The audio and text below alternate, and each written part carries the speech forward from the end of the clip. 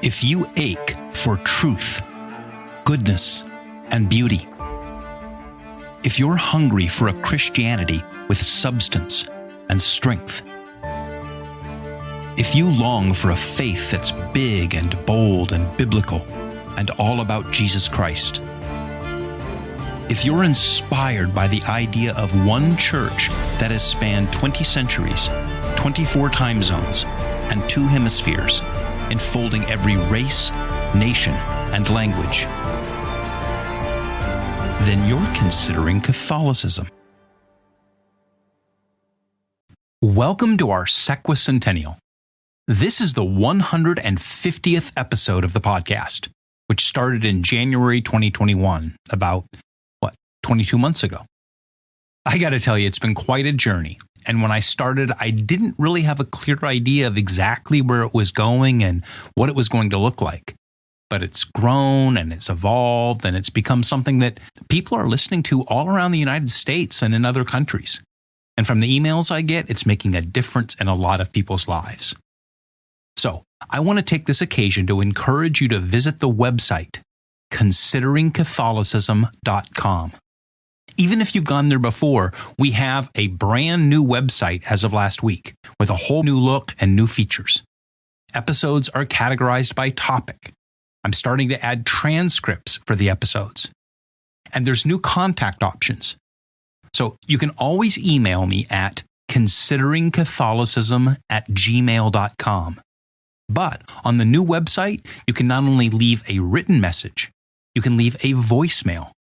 So there's like a microphone button, and if you would just like to record a voice message, like a comment or a question, it'll send it to me.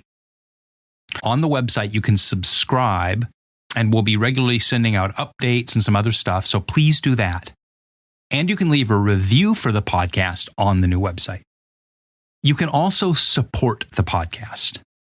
I mean, there's so much more I'd like to do in the next 100 episodes. More episodes, more topics, different types of episodes, more videos, some written material, more Q&A. But all of that takes time and resources. Now, if you've supported the podcast in the past, thank you. If not, would you consider going to the website and hitting the link that says support the podcast? Now, that link is also on all the episode descriptions on Apple or Spotify. And if you could give a one-time or recurring donation, it will help this to become sustainable and go to the next level. And if you're an organization, a business, or a ministry, I would love to have sponsors and advertisers for the podcast. We can promote your brand and you can make this sustainable so it's a win-win for everybody. Well, anyway, thanks for listening. Thanks for your support. And now let's get to episode 150. Well, welcome back to the podcast. I'm sitting here with Cory. Hello. We're not outside now at the secret location because fall has fallen. Yes, it's not quite as comfortable out there, although it's not too bad outside right now, but it's colder. It's not bad. It's a beautiful fall day. It's getting close to Halloween, which, as we shared with people last week, they can cautiously participate in. And so it's just got that wonderful kind of fall, but we've moved indoors today and we are going to pick up on something that we talked about, you and I talked about last time, because we'd had a couple of conversations. The first one was about UFOs. Yes.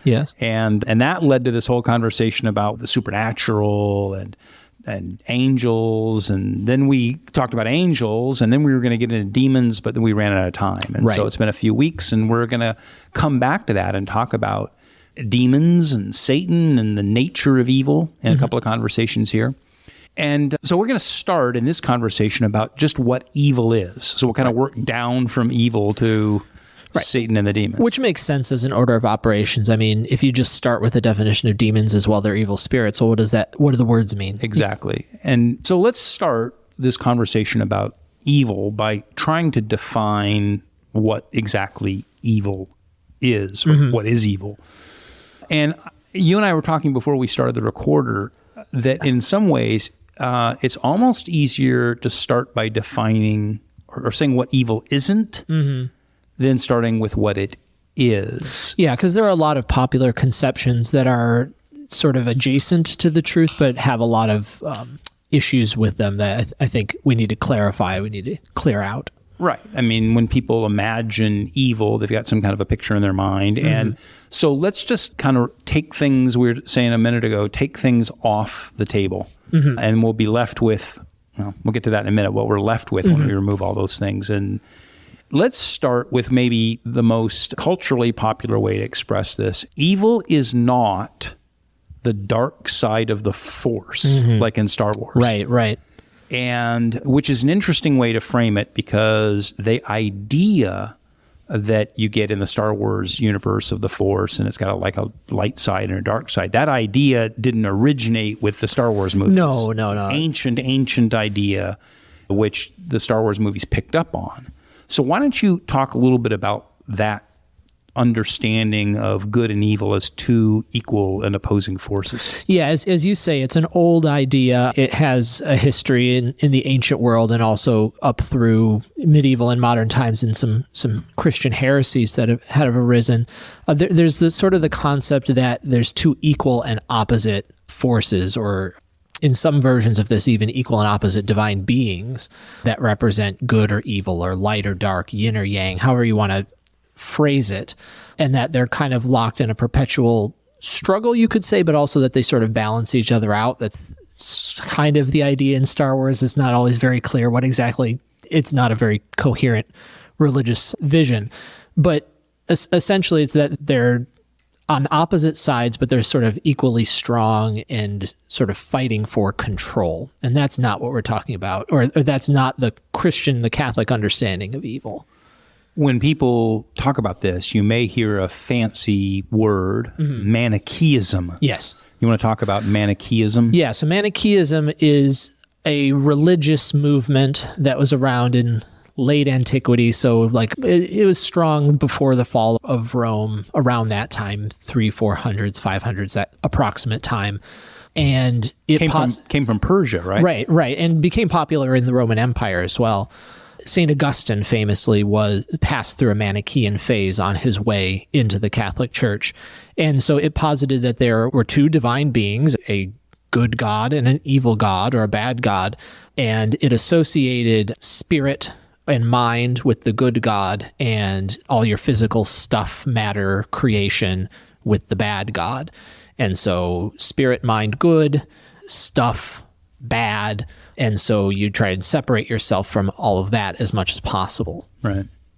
So the essential point here, whether it's the ancient Manichaeism or the modern Star Wars universe, is that is rejected by Christianity, not just Catholicism, but rejected by Christianity in total, is the notion that the universe or reality is composed of two equal and opposite forces tugging back and forth at each other, and we live somehow in the middle. And in the balance, yeah. And it, in many ways, kind of messes up having some kind of coherent moral calculus, because these are both natural things. They're both inherent in the universe.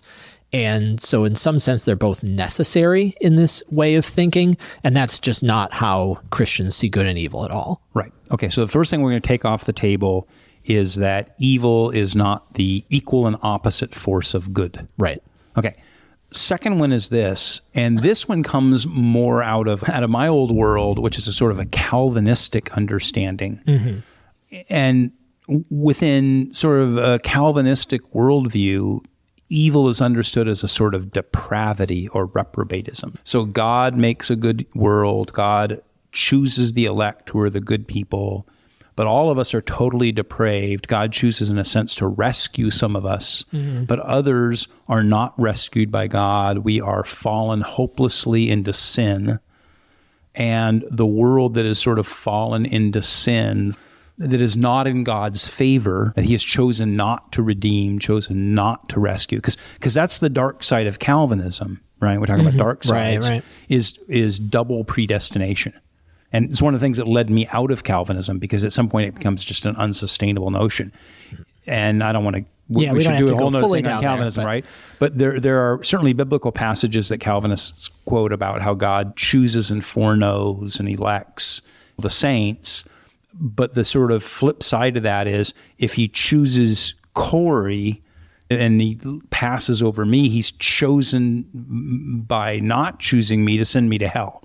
And so the sort of Calvinistic notion is that there is this depravity of sin that grips us all except those that God has by grace and faith rescued. And the world is kind of depraved. You know, I remember being in seminary, Calvinist seminary, and having a systematic theology professor try to describe Catholicism and Thomas Aquinas to us. And I remember sitting in class that day just really being kind of perplexed by his explanation, because he's like, well, you know, Catholics and Thomas Aquinas doesn't think that everything has fallen into depravity, that, you know, mankind can use his reason and reason out what is good and all these kinds of things. And we know, my professor says, that isn't true. Reason is totally corrupt. And I'm like thinking in class already, the Catholic thing, I think, is, you know, this germs of it were in me. And I'm like, well, right. So what you're saying is the reason is bad, but you're reasoning that reason is bad. Right. And then the answer to that is yes, but by the grace of the Holy Spirit in the mind of the elect, our reasoning is good.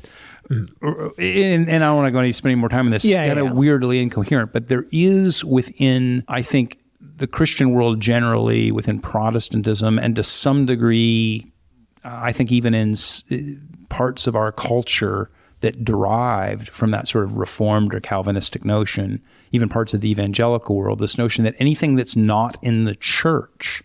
So whether that plays out is those of us who are in the church, who are saved by Jesus, that's goodness, and everything outside of that is badness or depravity. Sure. Yeah, and I think as we talk, when we eliminate all of these possibilities and get to what the Catholic Church actually says evil is, I think that'll shed some light on how we stand in opposition to that, or what the difference is. So I'm swatting off the table the notion of the dark side of the force. I'm swatting off the table the notion of kind of Calvinistic depravity of the world outside the saved. The third one I want to swat off the table is the notion that evil is nothing but a social construct. Sure. Right? So this is sort of the secularist notion. Yeah, more modern one. Right? Yeah. The notion that societies just choose, cultures just choose to make these kind of subjective choices that this is good, this is bad, right? That there's not an intrinsic evil or an intrinsic good. It's a matter of preference or of custom or of survival value or those kinds of things. Now, let's take something that's in the news every day right now. Let's take the transgenderism thing, where you sit there and say, well, hey, the argument would be your notions of male, female, good, bad, roles, all this is all just a social construct. It has no intrinsic value. There's no intrinsic notion of the good for human life. That's all social construct. You see it right now. I mean, I just saw, was it yesterday, Canada just, I guess, made some move to legalize euthanasia for drug addicts. So basically, if you're poor, you're miserable, you're a drug addict, the government will be happy to pay the bill for your execution. Your execution. And in response to the outcry that this is evil, you go, well, you know, your notion that we should preserve life in certain ways is just a social construct.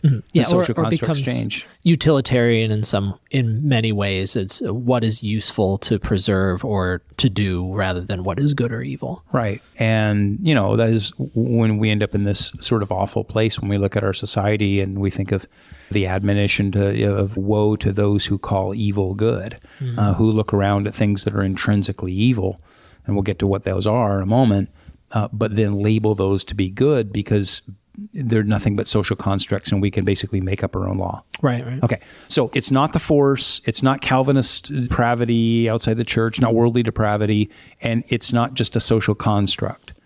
So when we remove all of those from the table, what's left, Cory?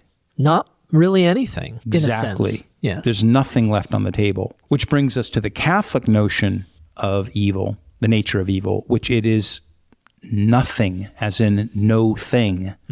It is a void. When there's nothing left on the table, that's evil. It is non-being. It's a vacuum. Right. It's an absence of the good, something that should be. Exactly. See, Catholicism teaches that evil is not a thing. It has no ontological reality. It doesn't have an essence. In that light and dark side of the Force or Manichaeism, where there's a good God, it's not like there's a thing out there that is an evil thing or an archon of evil or something. It's just deprived of a good that it ought to have. So when we talk about darkness, which is obviously a common metaphor for evil, in a sense, darkness is the absence of light. And it's a fit metaphor. And it's a biblical metaphor. It is the absence of light. When we go to Genesis 1, in the beginning, God created. Yeah. Let there be light. Let there be light. And right there, we have the biblical notion, us the Catholic notion, that God creates, and he creates light, and he creates being, and he creates truth and goodness and beauty. We'll get to that in a second. And those emanate from God, and the absence of those things, the void, the vacuum, is what is evil. You want to unpack that a little? Yeah, well, I think that one way to get at it that's really helpful is to talk about where human evil comes from, or what the origin of it is, because there's kind of the idea, especially with that more Calvinist idea of depravity, that when mankind fell, just everything is messed up. You sometimes hear the phrase a sin nature, like a positive thing that mankind now has that he didn't have before. In the Catholic view, it's understood as that is that Calvinist notion of depravity. Yeah, it's a good word. In the Catholic sense, there's an idea of having lost or forfeited something in the fall. In disobeying God, in choosing evil, man lost the gift of justice and goodness that God had given him. And then Adam and Eve passed on not a totally depraved human nature in the sense that Calvinism teaches, but one that is missing something or that is kind of crippled in a certain way. And so it's not that the human nature becomes evil or becomes completely off base, but it's missing something that it ought to have. Right.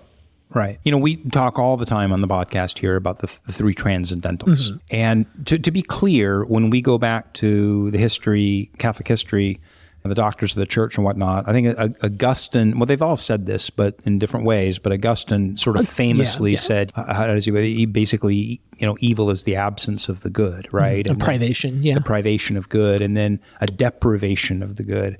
And then they, that continually is unpacked throughout the doctors of the church and theology. Aquinas, as Aquinas is wont to do, unpacks it in umpteen layers of detail. But, when we talk about the three transcendentals, that notion that Augustine says about the good, you might be able to look at that as a packaged notion of the transcendentals, because the transcendentals are, we're told, the essence of God's being, right? Yeah. There's truth and goodness and beauty. I was teaching about this in one of the Lane classes, and the analogy that I came up with, I don't think I told you this, but I'll run it by you.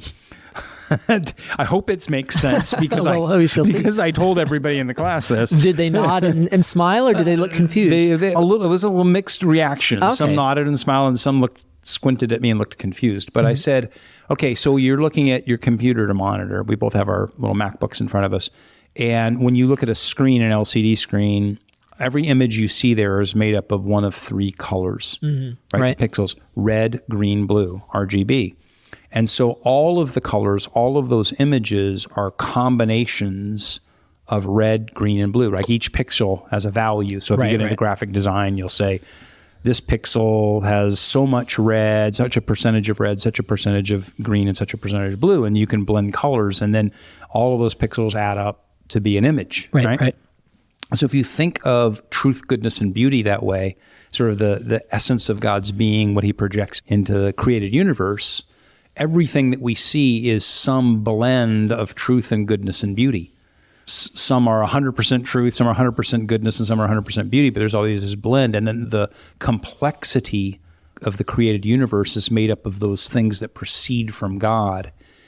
But when you have in graphic design the R value at 0, the G value at 0, and the B value at 0. So I know this is getting all mathematical, right? But if you have ever messed with color mixing on your computer, if you set all those values to 0, you get black, just nothing. It's just an absence of color. And so I said, this is, all metaphors, all analogies break down. Sure, right? sure. But I was trying to make this notion, convey this notion that from God, he radiates his being, his essence into his created universe. Mm-hmm. He stamps it with his fingerprints, right? He imbues it with his character and the degree to which all of that adds up, right? So if you set the R value in color mixing to 100, the G value to 100, and the B value to 100, you get white. Mm-hmm. And so the thing is that the absolute value of all that is the white and the goodness of God, mm-hmm. right? And the absence of all of that, no truth, no goodness, no beauty, no God, none of God's presence, none of God's character, none of God's essence, none of God's personality, none of that is just a void. It's just a dark void. And that, this is my analogy, which I'm sure breaks down. Someone's going to tell me. Oh, sure. You can't push it too far, but in some ways, it's a way to sort of think of it, that privation becomes just nothing. Yeah, I think it's helpful in another way, too, is that there isn't some, I guess if you think about it in color theory, I guess there's an opposite of red on the color wheel or something, but it's not as if there's red and not red or blue and not blue that you can then play with if you're putting together a color. There's either more or less of it in that. Right. Yeah, exactly. See, and I think what we're trying to get at is the nature of God is to create. So the very first thing that we see in Genesis 1, the very first words of Scripture, the first things that we know are that God is a creative. Mm-hmm. And that he projects his creativity out. Right. There's the idea that the good is effusive of itself. It creates, it loves, it brings more things into being, while as evil is destructive. Yeah, let's drill down on that a little bit. Because, as you say, the consequence of this is that because the good is constructive, the good is creative, the good makes things. God in the beginning says, let there be light.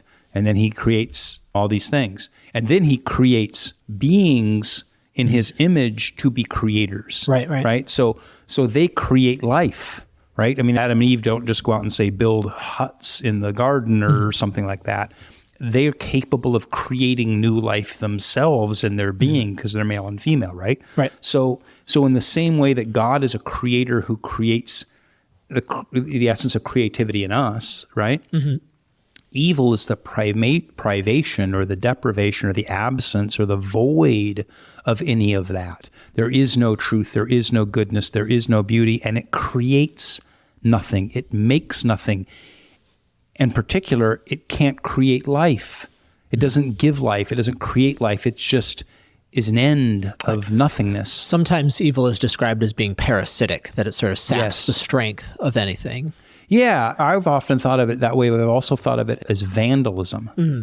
Yeah, right? So that would address kind of the beauty aspect. Yeah, but because you think about, like the character of vandalism. So if you've got whatever it is, your school, your business, your church, or whatever, and someone comes and just smashes and defaces, spray paints on things, kicks things over. There's a lot of that going right now in Catholic churches. Our church is undertaking a new security system, because we're in a time now, unfortunately, we have to worry about people coming in and defacing the statue of the Virgin Mary or smashing things and breaking things. But if you think about that, when someone comes in and does that, they don't make anything. Mm-hmm. They deface, they ruin, they destroy. And I've often thought about evil that way in terms of what it does to human lives. Mm-hmm. Because when you look at what evil does to a human life, it just defaces the image of God. And I think we'll get into Satan and the demons in the next conversation. But I think that evil hates the light. Like the darkness hates the light. That's Gospel of John. Sure. The darkness hates the light, and it wants to deface it and ruin it. And evil looks at the image of God in mankind and says, I want to vandalize it, to deface it, to mar it, to deform it. Yeah, all essentially to make it less of what it's intended to be. Exactly. And when you think about all the ways that evil defaces a human life, vandalizes a human life, it adds nothing, it creates nothing, it just ruins. Yeah. And so the nature of evil, again, is this privation of the good, and the good is the essence of God. So where there is no, where God's character isn't, where his creative potency isn't, where his will and his word isn't, there's just a void of emptiness and darkness. Mm-hmm. And that's, I think, what makes evil so truly frightening is, when I was in college, I took an entire semester. I don't know why I did this. It seemed like so many things like a good idea at the time. I took an entire semester grad class in Milton's Paradise Lost, where we just analyzed this epic poem by Milton, who was a Protestant, so it was after the Reformation. And he wrote this great thing, Paradise Lost, about Satan's rebellion against God and how Satan falls. And there's these great lines in there where, Satan's, this is an exact quote, but it's, it's better to rule in hell than to serve in heaven. And Satan shakes his, fist against God. And, looking back on that, it tries to make, I think, evil in a sense, if it doesn't make it seem good, but it seems Milton's Satan comes off as noble. Mm-hmm. Yeah, I guess there's question among scholars about whether that's how Milton meant it, but it's certainly how he was often interpreted, especially like among your romantics who saw rebellion and sort of deviation from the social norms and from morality as a noble thing. But I think Milton was self-consciously trying to write a Protestant version of Dante's Divine Comedy. Sure. And because he wrote Paradise Lost and then Paradise Found or Regained.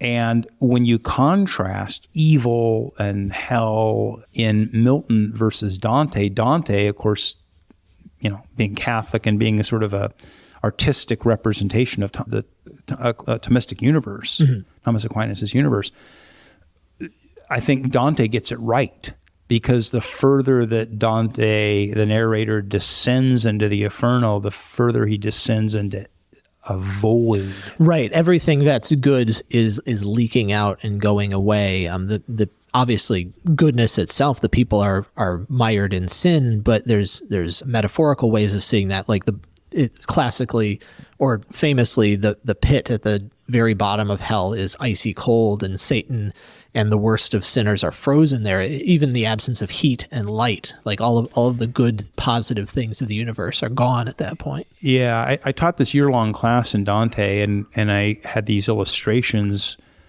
that I gave the students, which obviously I can't show here, but what's interesting about that is he has this notion that when Satan fell from heaven, this is sort of the backstory, he hits the earth and creates this crater. And the crater goes down to the center of the earth. So Dante imagines, if you think of the earth as a ball, and then there's this giant sort of V shape, like a pie slice taken out of earth, and Satan is at the bottom of that.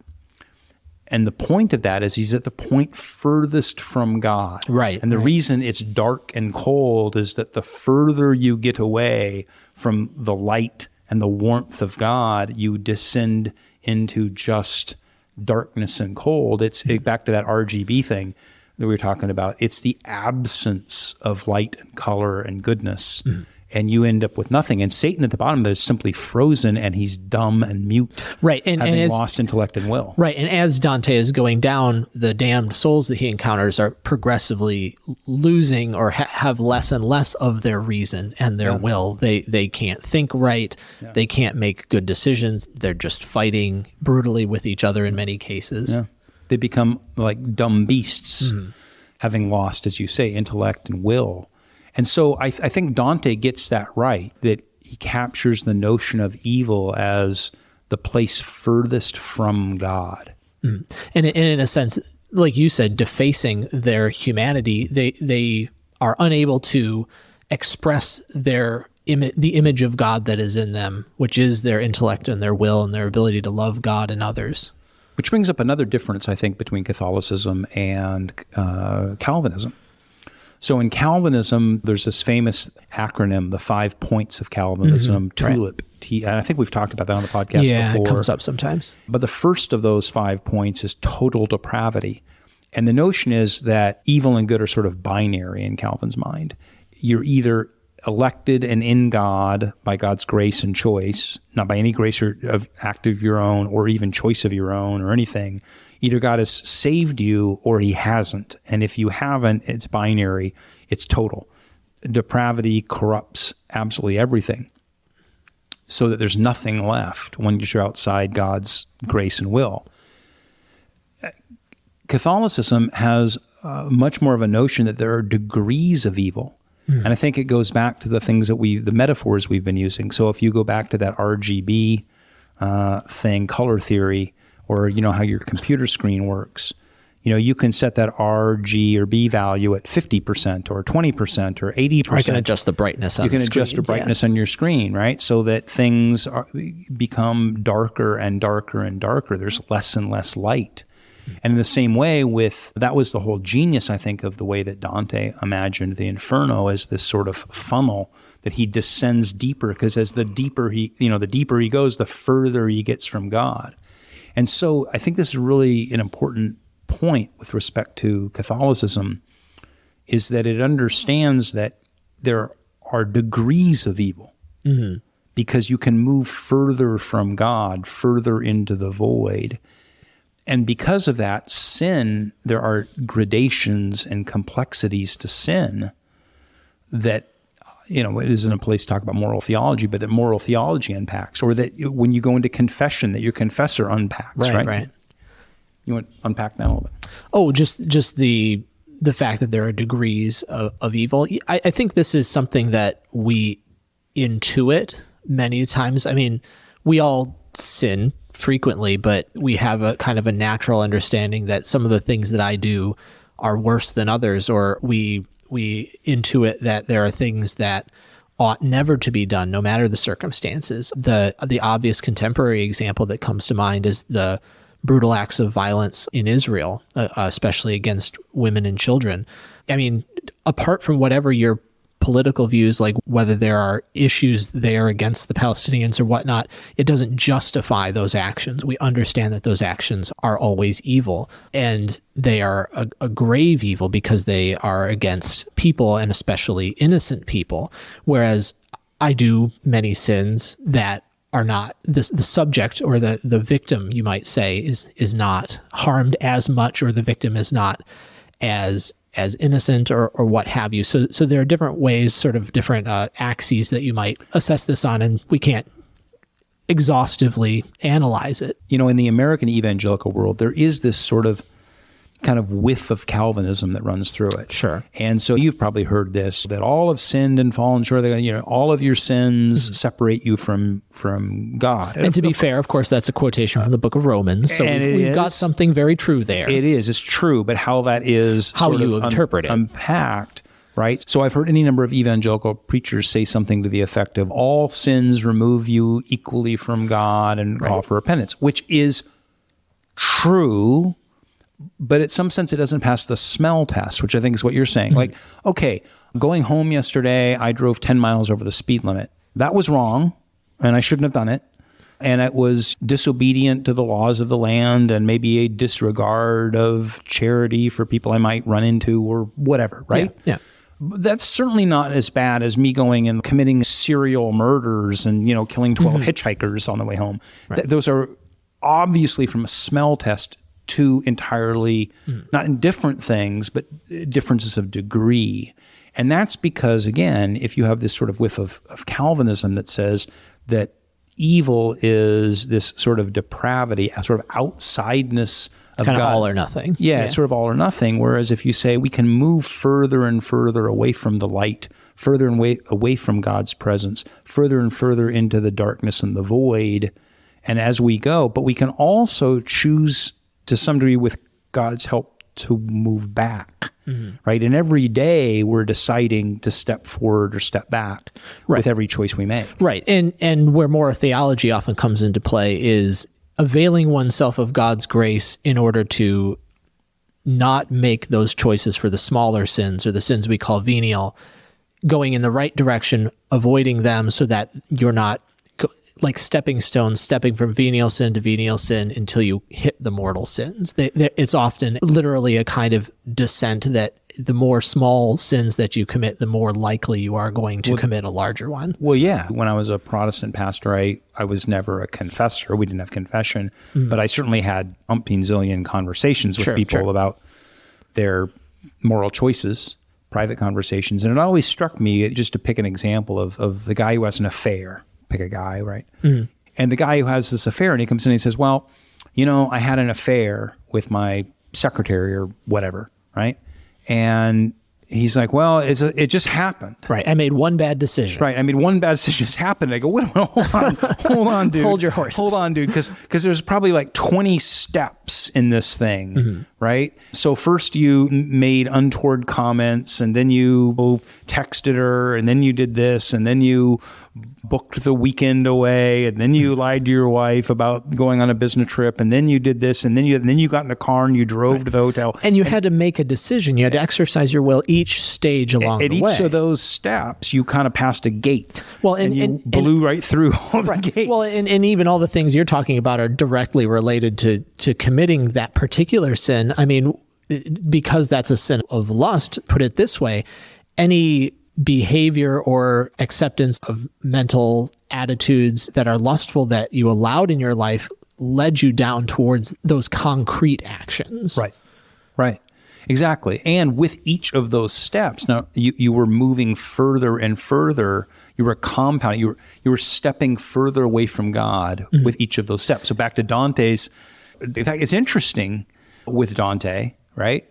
When you look at the Inferno and you look at the nature of evil and the sins, what's at the different levels, right? So he's got, all these 9 levels of, hell, the Inferno. And what's at the top and what's at the bottom? And you know what's at the top? Yeah. Like the less bad sin, the first thing. Right. Of the 7, it's lust. It's lust, right? Because it's like, okay, well, all right. But when you get to the bottom, you know what the bottom is? It's pride. Treason. Yeah. But treason is a subset of pride. Yeah. Right. Yeah. So at the bottom, the worst sinners are those who betrayed, because there were all these things that you did to move further and further and further away, in a sense, ultimately betraying God, since moving away into the dark and into the void. Well, and just to take that example, we talked earlier about evil as being a lack of truth and goodness and beauty, those characteristics of God.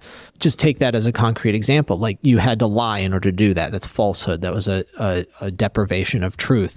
You violated the beauty of your marriage and of this covenant, this sacrament that God has given you, and the life that you have together with your spouse. What the other one is goodness. You've obviously allowed moral corruption in your life if this is a decision that you're going to make. So you've kind of allowed all of truth, goodness, and beauty, each in its own way, to drain away in order to lead you into a place where you can commit a mortal sin. With the time left, let's talk about a couple things. First is the types of evil. So we've been concentrating on moral evil, right? But there's other aspects of evil. One is sometimes called, when we talk about the nature of evil, natural evil.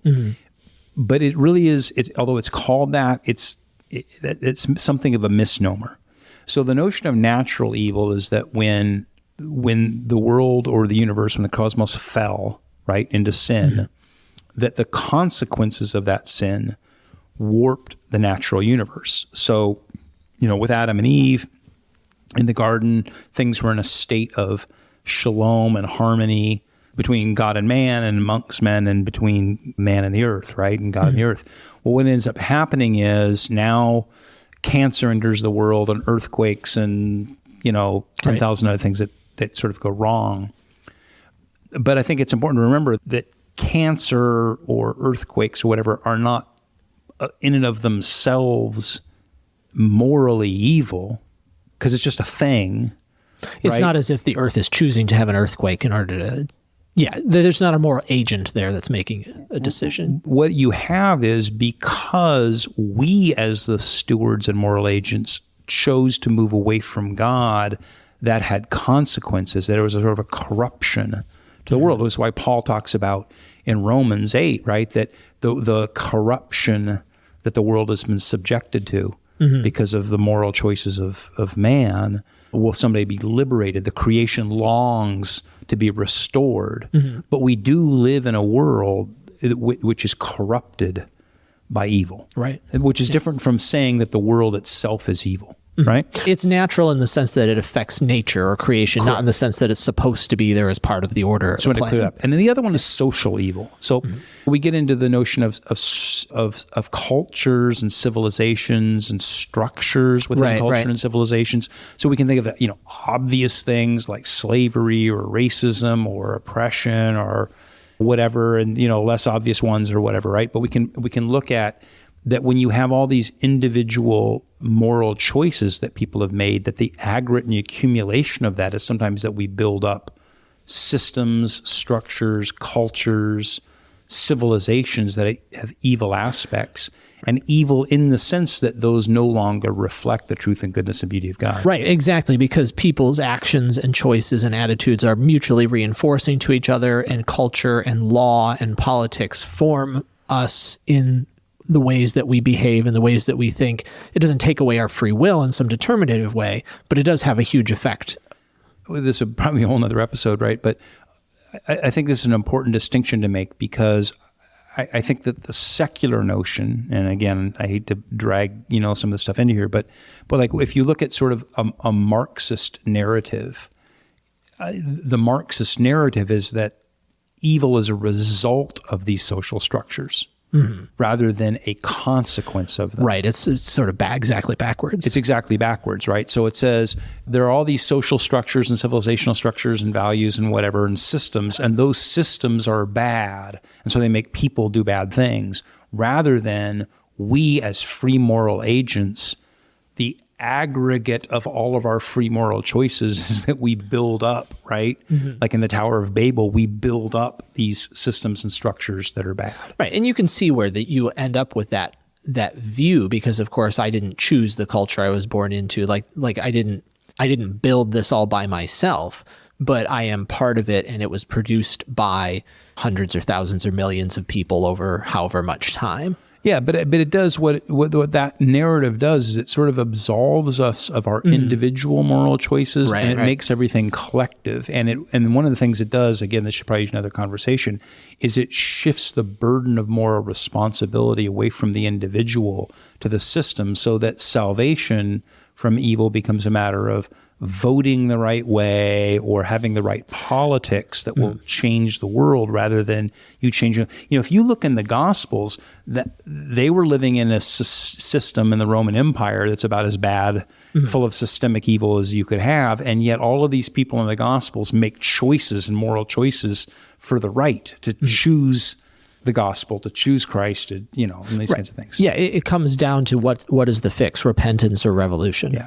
And then another thing we'll have to talk about, I think this is going to have to be seen in another episode, is I'd like to get into moral theology and what intrinsically evil acts are. Sure. That's a whole nother way to go. But I do want to talk about two last things before we run out of time in this episode, just run a little bit long, that are sticking points, and I can already see that these are just going to have to carry over to other conversations. Sure, we can just get a taste of them here. But the first is theodicy, and the second is eschatology. So to use two big theology words, theodicy. What's theodicy, Cory?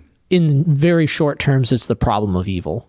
Why should there be evil if, as we said, God is good and he created a good universe? The justice of evil. So, C.S. Lewis wrote a short book called The Problem of Pain. If God is so good, then why do we suffer pain and evil in this world? Why would God create a universe in which there would be a void, where there would be voids of him, or people could move away from him? And the quick answer, which we'll have to unpack, because this has been written about. Oh, sure. I mean, you see this in the Psalms. I mean, it's not the whole book of Job is about. It's fundamental. This is the whole book of Job. Like, why?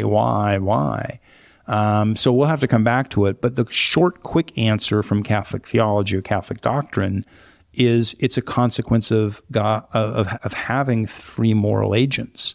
So God created a universe in which he placed us in his image. And just as God has intellect and will and can make choices, we had the opportunity to make choices. And having the opportunity to choose God freely means that we also had to have the opportunity to not choose him. And so there is a risk that God takes by creating free creatures. If you look at the animals, who do not have the capacity to make moral choices. As much as I love my dog doesn't make moral choices in the same way that a human does, right? So God could have just created us as an animal, but he gave us the capacity to love him freely, which also means the capacity to be the prodigal son and run away from him. And the theodicy, the justice of that brings us to eschatology. Because, which is a fancy word meaning the last things, how it ends. How does the story end? Right. And I think phrasing it as a story is exactly the right way to do it, because when we're reading a good story, you have conflict in it and you want resolution at the end. You want it to be tied up and for there to be some justice. And so what we read is, the cool thing is we know how this story ends, and it ends redemptively. There's a short book that really had a huge influence on me. It's not more than 100, 125 pages. I read it, I don't know, 15 years ago. It's called Christ the Tiger by Thomas Howard. And it's sort of this guy's spiritual journey, but he talked about the concept of redemptiveness. That in the end, if what God says is, hey, I know the world really sucked, and it was full of all this evil and suffering and pain, but don't worry, because someday you get to go to a cloud and pluck a harp and drink out of a golden bowl. Just escape from it all. It's an escapism. Like there's no amount of like God buying you off that makes up for all of that, right? I mean, that was Howard's big insight in the book was, so wait a minute, all of these terrible things happen in this universe, right? Like, I mean, all the horrible things have happened in wars and cancer and children and death and sorrow and slavery and, on and on and on. The whole sad story of humanity, all of that pain. And he goes, if the bargain is God says, hey, don't worry about it. Someday it's like, no big deal, my bad. You're going to cloud, and here's your harp, and here's your gown, and here's your golden bowls, and, whatever. Like, wait a minute, what about all of that? And his big insight was that God doesn't make it just go away. He redeems it. And that's the great story, is that we read in Revelation 21, right? That in the end, after he wraps it all up, and we'll have to do an episode about that. But in the end, John says, I see the new heaven and the new earth, in which there is no more mourning, not mourning like as in sunrise, but mourning like sadness, no more crying and no more pain, for the old order of things has passed away. And all of that sadness and pain has been redeemed and transformed and made into the new heaven and a new earth will be sweeter because we passed through all of that. And I think always the thing that strikes me about that is that the risen Christ has scars. Right. The risen Christ, after he appeared, could have just been made new, but he isn't. The scars are part of who he is, and it is through that redemptive thing. So the whole issue of the injustice of evil, all of the things that evil brings, the privation of God in this world, when God restores that, in some way, we will understand that it's better. And this brings us, and we'll wrap with this, right? Going all the way back to Augustine, this whole notion of the happy fall, Felix culpa. You want to kind of end on that one? Yeah. So this is a phrase that's taken from the Exultet. It's a chant as part of the Easter Vigil when we're celebrating that Christ's victory over sin and death and all evil is so happy a fault that gained for us so great a Redeemer. That as bad as the fall is, as the cause of all the misery and pain and evil and sin throughout history, there's a sense in which it was good. Like the God only allowed it because he is able to bring a greater good from it. We could generalize that and say God only allows any evil because he can bring a greater good from it. And so the greatest evil in the world, the fall that brought humanity into sin in the first place, God fixes it, but he redeems, he brings about something that's better than would have happened if there hadn't been a fall to begin with. Amen. Through Christ's blood. Yeah. And so in the end, the nature of evil is that distance from God, that absence of light, that absence of truth, goodness, and beauty, that void, that nothingness. And the remedy for that is to move towards God And I think that's one of the things about Catholicism that struck me, is it offered me a constructive way. And again, you don't earn your way into heaven. You don't get there by just treading that path alone, but by God's grace and the Holy Spirit and the sacraments, it gives me a way to move consistently, steadily, to sort of walk that road closer and closer to God. So, Yeah. good. Okay. Thanks, Cory. Yep. Thanks, Greg. Thank you for listening. My name is Greg Smith. And if you've enjoyed this podcast, would you please hit the like and subscribe buttons wherever you get your podcasts? And please share it with others. And if you're curious about the Catholic worldview and faith, the Church and its saints, or Catholic history, culture, and art, then visit consideringcatholicism.com. And email me to let me know what you think.